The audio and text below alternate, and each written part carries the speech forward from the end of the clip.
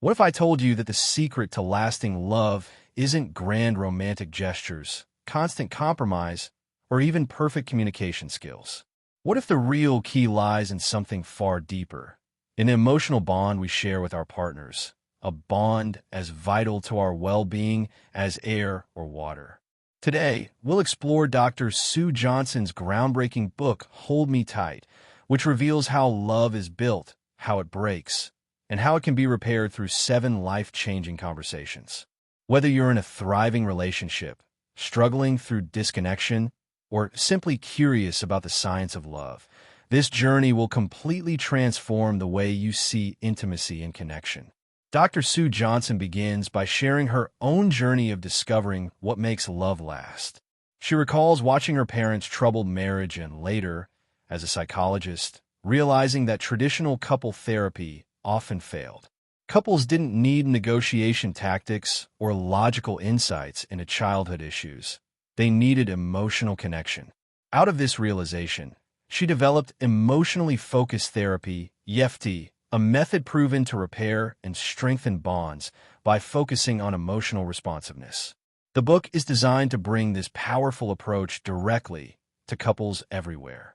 Part 1. A New Light on Love. Chapter 1. Love, a revolutionary new view. Love is often described as mysterious, poetic, and even magical, but Sue Johnson strips away the mystery to reveal a scientific, evolutionary truth. Love is not a luxury. It is a necessity. Throughout history, love has been misunderstood. Some scholars saw it as little more than a bargaining system for survival, while others viewed it as an intoxicating but fleeting emotion. But in the modern world, love is our central bond, replacing the village networks and extended families that once offered support. Today, our partner is our primary emotional home. Johnson draws on attachment theory, pioneered by John Bowlby, which showed that children who lack emotional connection often fail to thrive, even if their physical needs are met. Decades later, research confirmed that adults, too, need emotional bonds just as urgently. When we feel connected to our partners, we are calmer, more confident, and more resilient. But when disconnection occurs, our brains register it as a threat to survival, triggering what Johnson calls primal panic. She brings in science to reinforce the claim. Studies show that emotional isolation is more dangerous to health than smoking or high blood pressure. Secure emotional bonds, on the other hand, reduce stress, strengthen immunity, and even lower the risk of heart disease. In fact, brain scans reveal that holding the hand of a loving partner literally soothes the brain's fear centers. Johnson emphasizes that love is not weak dependency. Rather, the ability to reach for another person and to respond when they reach for us is a profound strength. True maturity is not about standing alone, but about effective dependency, the knowledge that we can rely on someone and, in turn, be someone they can rely on. Love is our emotional oxygen. Chapter 2. Where did our love go? Losing connection. In this chapter, Johnson introduces us to couples who are struggling in their relationships. Their fights look, on the surface, like arguments about money, parenting, or sex. But beneath those complaints lies something far deeper, a desperate plea for connection. She reveals that most fights are not about the issues being argued. They're about the fear of abandonment. When emotional safety breaks down, partners fall into patterns of protest and defense. Johnson identifies 3 destructive cycles she calls the demon dialogues. 1. Find a bad guy. Partners get stuck in mutual blame. Each person tries to assign fault, creating hostility and defensiveness. The more they fight to prove who's wrong, the further they drift apart. 2. The protest polka. One partner becomes critical and demanding while the other withdraws. This pattern often starts with a protest. Why don't you ever listen to me? But escalates into an exhausting cycle where both feel unheard and rejected. Research shows this is one of the most dangerous patterns for marriages, often leading to divorce if unchecked.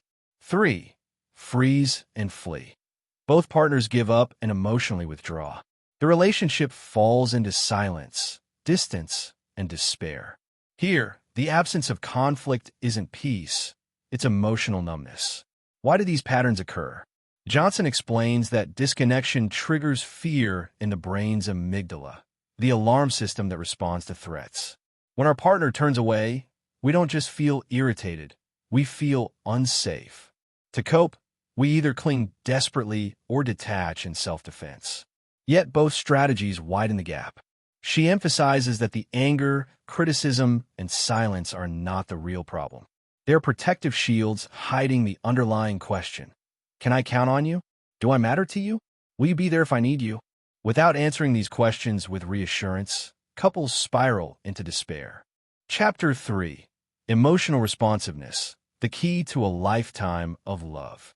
The antidote to disconnection is not better communication skills or clever negotiation. It is emotional responsiveness. Johnson breaks this down into 3 elements, which form the acronym R.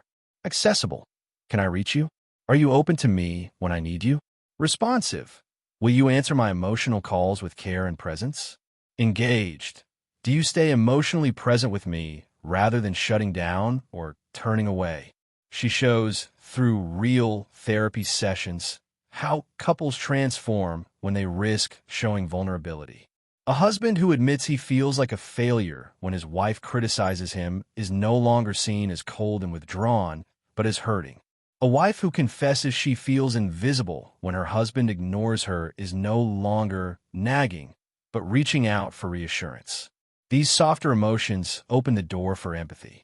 Johnson explains that the strongest relationships are not those without conflict, but those where both partners can repair quickly after conflict. Emotional responsiveness allows couples to move from vicious cycles to positive spirals, where vulnerability is met with care, which builds trust, which encourages more vulnerability. Part 2. 7 Transforming Conversations. Conversation 1. Recognizing the demon dialogues. The first step toward healing is learning to see the pattern, not the partner, as the enemy. Johnson calls these destructive cycles demon dialogues because they can take over a relationship and make both people feel powerless. She stresses that the cycle itself, not the individuals caught in it, is the true adversary. Imagine a couple in therapy. The wife accuses her husband of being distant. The husband, feeling attacked, shuts down and withdraws. The wife, sensing his silence, protests louder. He pulls away further. They are both desperate for closeness, but the cycle locks them into opposing roles. Instead of realizing they're trapped in a repetitive loop, each sees the other as the problem. Johnson urges couples to externalize this destructive cycle by naming it. Instead of, "You always ignore me," or "You never stop nagging," they begin to say things like, "We're in our find the bad guy pattern again," or "Here comes the protest polka." This subtle linguistic shift is powerful because it reframes the conflict from me versus you into us versus the cycle. She compares this to watching a game replay rather than only remembering the last play. When couples step back, they can see the entire chain of moves, the protest, the withdrawal, the escalation, the shutdown. With that perspective, they realize they are not enemies. They are teammates trapped in the same destructive dance. Recognition brings relief. Once couples see the demon dialogue for what it is, blame softens and empathy begins to grow. This step alone doesn't solve the problem, but creates a foundation of hope. Couples can now say, "It's not that you don't care, it's that we're caught in a cycle that pulls us apart." That recognition transforms anger into curiosity and makes space for healing. Conversation 2. Finding the raw spots. After recognizing the cycle, the next step is uncovering the emotional wounds that fuel it. Johnson calls these raw spots, sensitive areas shaped by past hurts, often from childhood or previous relationships. These wounds, when touched, produce intense emotional reactions that may appear irrational but are rooted in deep fears of abandonment or rejection. Take the example of a man who grew up with an emotionally unavailable mother. As a child, he learned that reaching out for comfort would often be met with indifference. In adulthood, when his partner gets distracted by her phone during dinner, he suddenly feels invisible and unwanted. His anger is not just about the phone. It's about years of feeling unworthy of attention. His raw spot has been pressed. Or consider a woman who grew up with harshly critical parents. No matter what she achieved, it was never enough. Now, when her partner casually comments on how she loaded the dishwasher, it feels like a deep wound being reopened. She doesn't just hear, "You stacked the plates wrong." She hears, "You are a failure. You will never be good enough." Johnson encourages couples to slow down and recognize when a reaction feels bigger than the present moment. This is often a sign that a raw spot has been triggered. She suggests asking questions like, "What emotion came up for me just then? Did it feel overwhelming? Did it remind me of old experiences?" The key is vulnerability.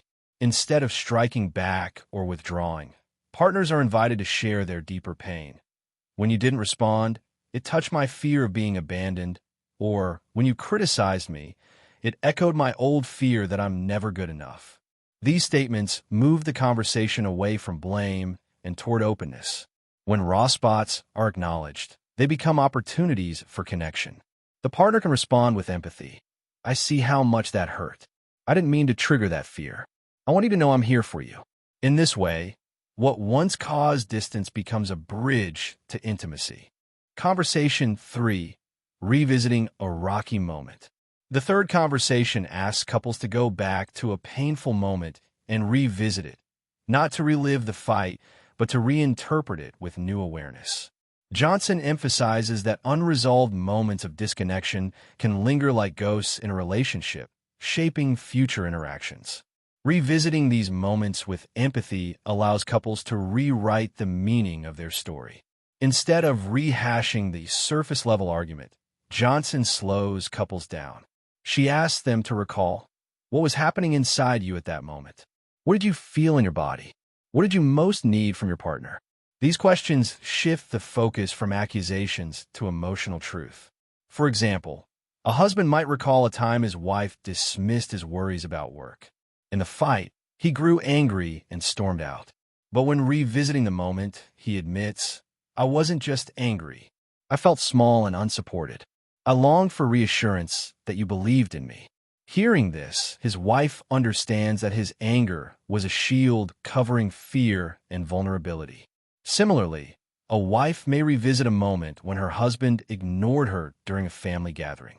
Instead of rehashing details, who said what, who walked away first, she explores the emotions beneath it.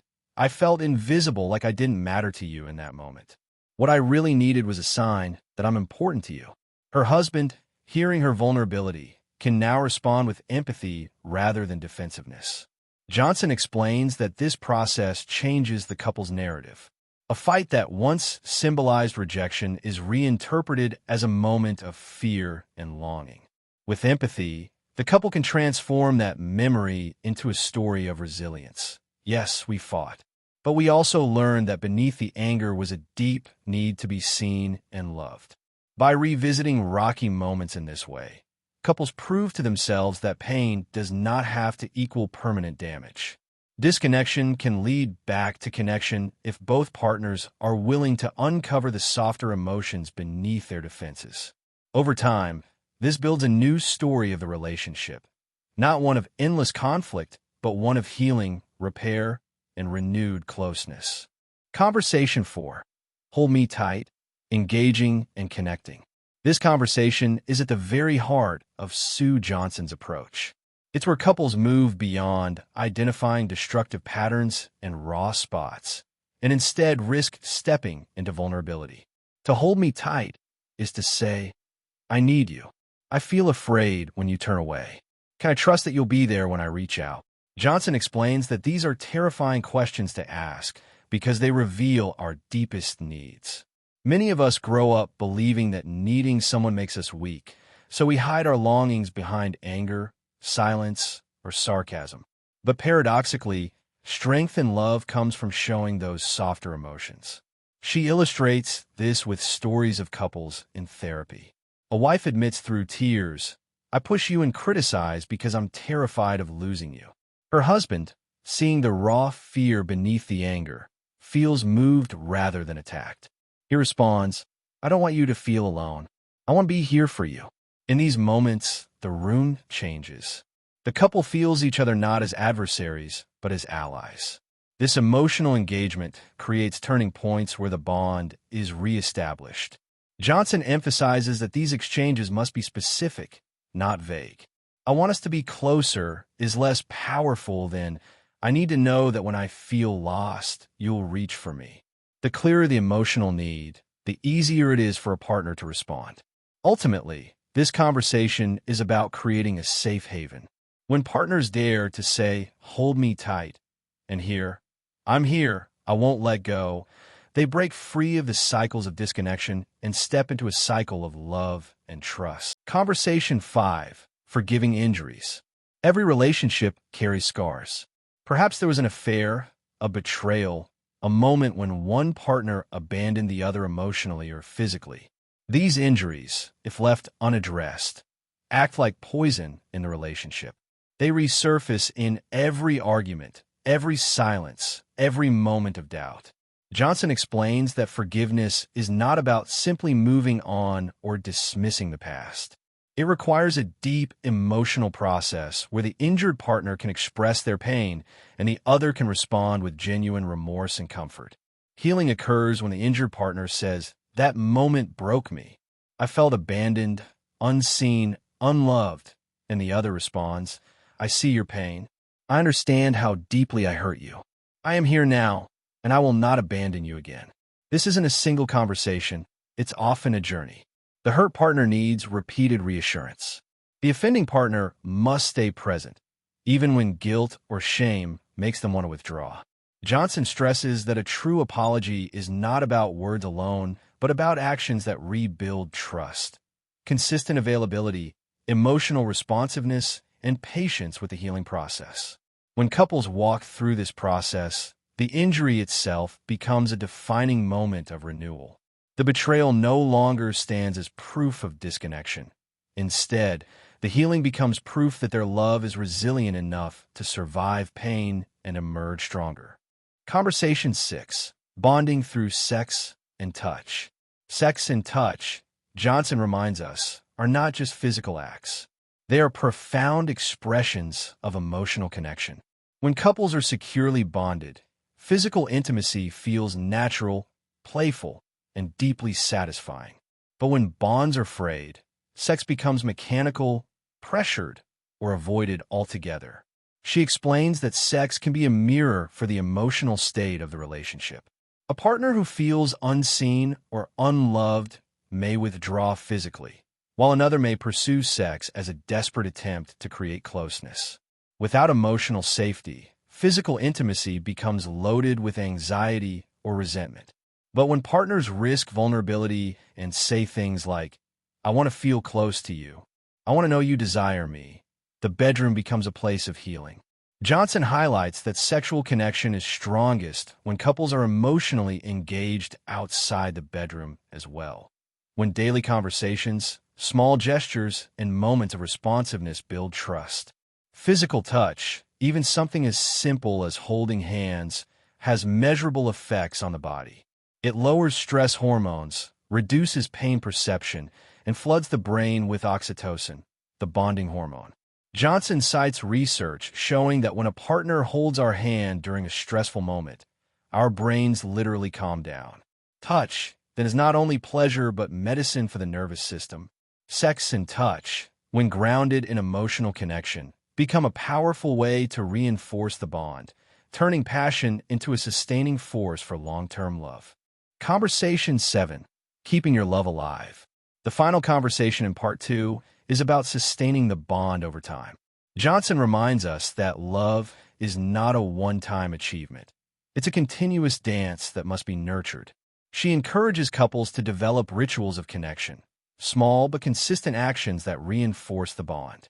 This could be a nightly check-in, a weekly date, or even a shared phrase that reminds each other of love. The point is not grand gestures, but everyday responsiveness. She also stresses the importance of repairing quickly when disconnection occurs. No couple can avoid moments of distance or misunderstanding. The difference between couples who thrive and those who falter lies in how quickly they reach for each other again. Saying, "I'm sorry, I overreacted. I was scared. Can we reconnect?" prevents small ruptures from growing into dangerous chasms. In this conversation, Johnson paints love not as a static state, but as an ongoing journey. Keeping love alive means continuing to risk vulnerability, continuing to reach for each other, and continuing to choose connection over withdrawal. Part 3. The Power of Hold Me Tight. Chapter 1. Healing Traumatic Wounds. The Power of Love. Love has the power not only to sustain ordinary relationships, but also to heal extraordinary wounds. Johnson shares stories of couples facing deep trauma, war veterans haunted by combat, survivors of abuse, people carrying scars from childhood neglect. In each case, healing came not from logic or willpower, but from the unwavering presence of a partner who stayed emotionally accessible and responsive. She explains that trauma often teaches the brain to expect abandonment or danger. Survivors live in a heightened state of fear, always waiting for the next blow. But when a partner consistently responds with care, holding, soothing, reassuring, the brain slowly rewires. Fear diminishes, trust grows, and even the deepest wounds begin to heal. Johnson emphasizes that no one heals in isolation. We are wired to regulate our emotions through connection with others. When someone says, "You are not alone, I am with you," and proves it over time, even traumatic pain can be softened. Love, in this sense, is not just an emotion. It is medicine for the soul. Chapter 2. Ultimate Connection. Love as the Final Frontier. In the closing chapter, Johnson zooms out to reflect on the larger meaning of love. She argues that love is not only personal, but universal. It shapes families, communities, and societies. A culture of emotional connection creates compassion, cooperation, and resilience. She notes that throughout history, we have often glorified independence and self-sufficiency. But the science of attachment reveals a different truth. We are at our strongest when we know we are not alone. Love allows us to face challenges, embrace growth, and find meaning. Johnson concludes that love is the final frontier of human understanding. It is not a fleeting passion or a sentimental ideal. It is the foundation of life itself. To love and be loved is our deepest need and our greatest strength. When we dare to say, "Hold me tight," and when that call is answered, we step into the ultimate human experience, a connection that makes us whole. Hold Me Tight offers us a profound redefinition of love, not as a fleeting passion or a transactional deal, but as a secure emotional bond that can be nurtured, repaired, and strengthened. Through 7 conversations, Dr. Sue Johnson shows us that love is not about avoiding conflict or perfecting skills, but about turning toward each other with openness, vulnerability, and responsiveness. If we can risk saying, "Hold me tight," and if our partner responds, then we unlock the deepest human need, to know and trust that we are not alone.